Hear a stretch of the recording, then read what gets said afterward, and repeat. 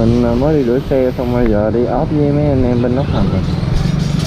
Rồi, lịch đẻ, lịch trai.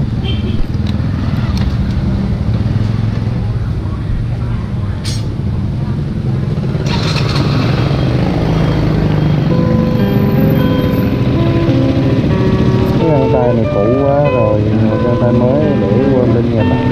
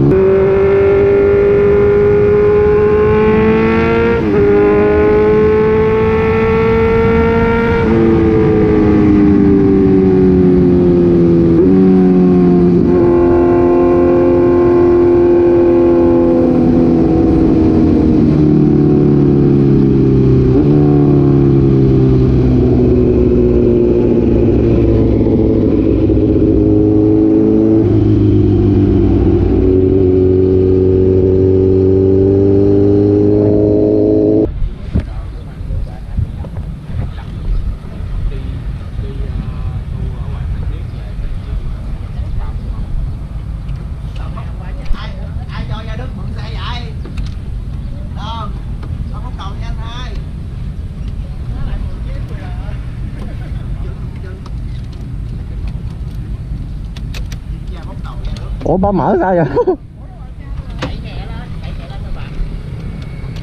Ok. Má. Này là phải bóp côn hết ga xuống. Ok anh. Xong rồi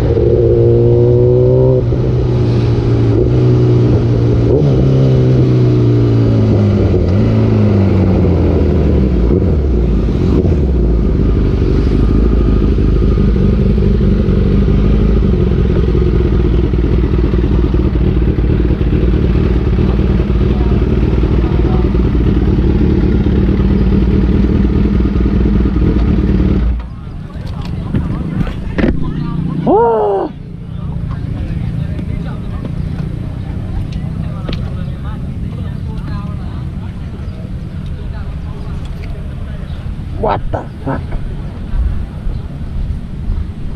Má mà, ủa xe anh có biết ship không vậy? Xe anh có biết ship không? Ủa? Rồi em không biết, là nãy không đá xíu có ship này bóp con không à? bóp côn mà đá lên nó giật lắm.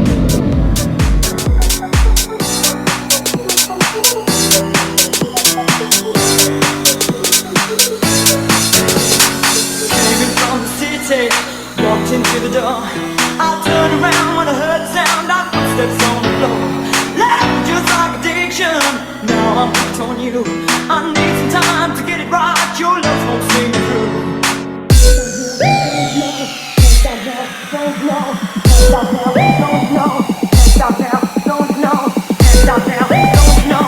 I ain't gonna let go.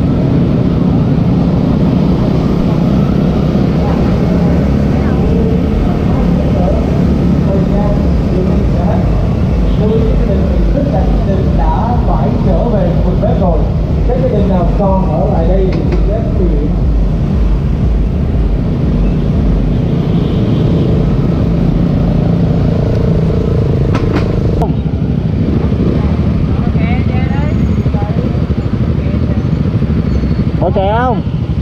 Hãy subscribe cho kênh Ghiền Mì